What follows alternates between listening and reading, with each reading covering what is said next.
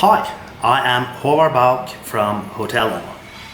We are a Pan-African travel tech scale-up started by two Norwegian entrepreneurs. Through a series of coincidences, my former college mate Andra and I found ourselves living in the same neighborhood in Nairobi, more than 10 years after graduating. We were always discussing business ideas that could work in Kenya, and we saw that one of the obvious gaps in the market was that there was no budget hotel next to the airport. And Jomo Kenyatta International Airport was one of the major aviation hubs in Africa. So in 2014, we put together some savings, leased 5 budget apartments, threw in some budget furniture, and added free airport transfer to the mix.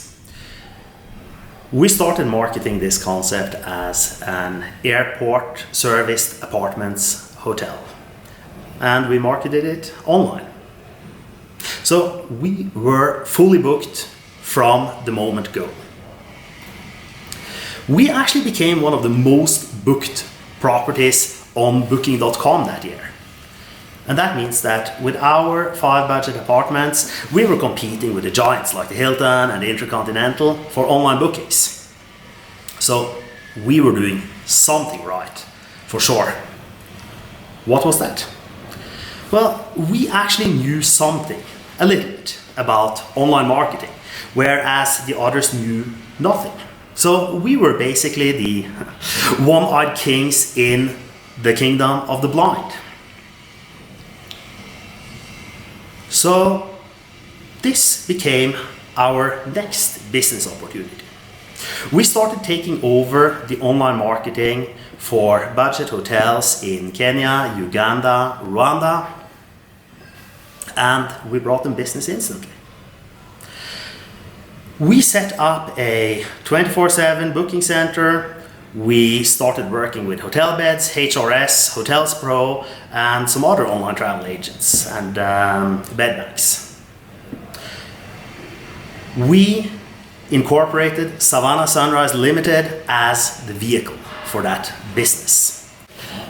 From simply putting hotels on Expedia and Booking.com, we quickly evolved into a virtual marketing department for hotels with a 24/7 central reservations desk. We developed an expertise on content production, high quality pictures, profiles, online profiles fine-tuned for performance. We poached some top sales resources from Jumia Travel, and we expanded into more exotic markets like Eritrea and South Sudan. And to date, in those two latter markets, most online bookings still pass through us. By the end of 2015, we worked with 120 hotels. So in 2016, we grew to 400 hotels. We were moving onwards and upwards fast. We signed up hotels in markets like the Democratic Republic of Congo, Malawi, Madagascar. Some Polish guys in Nigeria tried to copy our business model, and plagiarism is the most sincere form of flattery, right? Those guys were known as Hotel Oga. They had raised some money from investors and focused aggressively on building their own technology. They were our diametrical opposites, as we were focused on services, not so much on the technology. They were building their own technology, but didn't have a profitable business model, whereas we had virtually no external funding. So, of course, we had to make money from our business. For Hotel Oga, the whole idea was to raise more money along the way, but when that plan failed, they approached us, proposing a merger. Fair enough. We did a due diligence. We turned down the offer because the financials were not so good.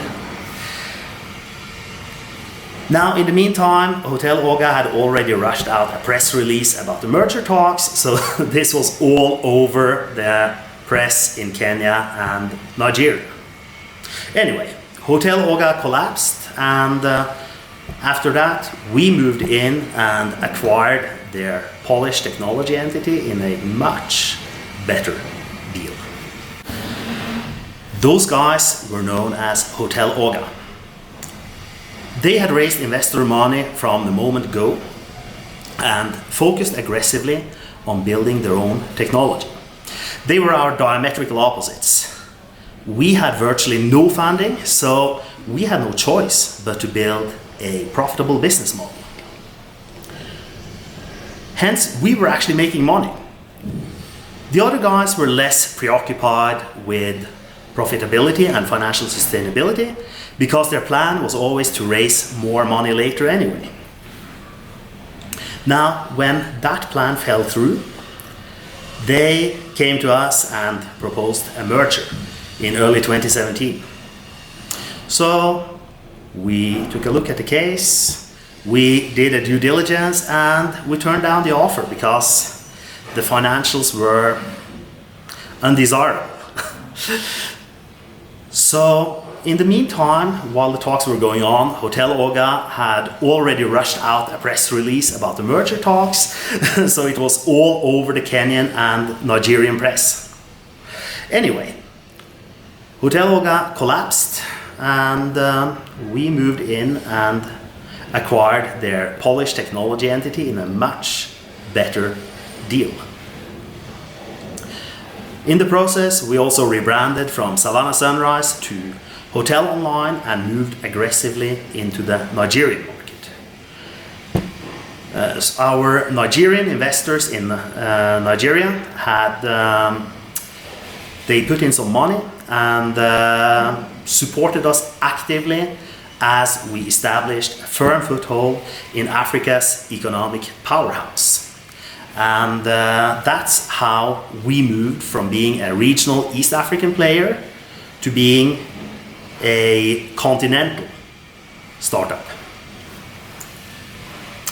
2017 was an insane year for us. Besides the acquisition, we more than doubled in size to more than 1,000 hotels. All this with very little money. In late 2017, we became the first African startup to successfully complete an equity crowdfunding. But even with this, our total funding was still less than $500,000. So in 2018, we entered another merger, this time with a Senegalese travel tech called Teranga. That gave us an even stronger foothold in West Africa and a Francophone office. At the same time, we acquired the Nordic booking portal City Hotels, and we acquired the guest maker technology from NewMind Tellus. We also acquired a vacation rental service in Kristiansand called Solferie. At this point, we had become fairly big and complex, and we needed strategic guidance. So we brought together some of our most talented shareholders and put together a professional board of directors. What a team, and what a change. From being totally in control and doing what we wanted, we got a tough team of no-nonsense people subjecting us to rules, policies, and worse, budgets. This transformed us from a chaotic startup into an ever more streamlined scale-up. The process is still ongoing. In 2019, we raised $320,000 from Norway, Nigeria, and India. We have also just reached an agreement to merge our Nordic activities with the Norwegian unit of Key Butler. This is becoming a lean but sizable unit using our tested and proven solutions and our highly experienced back office in Africa. A win-win with massive potential to scale. So what do we do? Most hotels in Africa, except the biggest ones, are low-tech. Just being online is not enough to get customers. You need to stand out in the online jungle.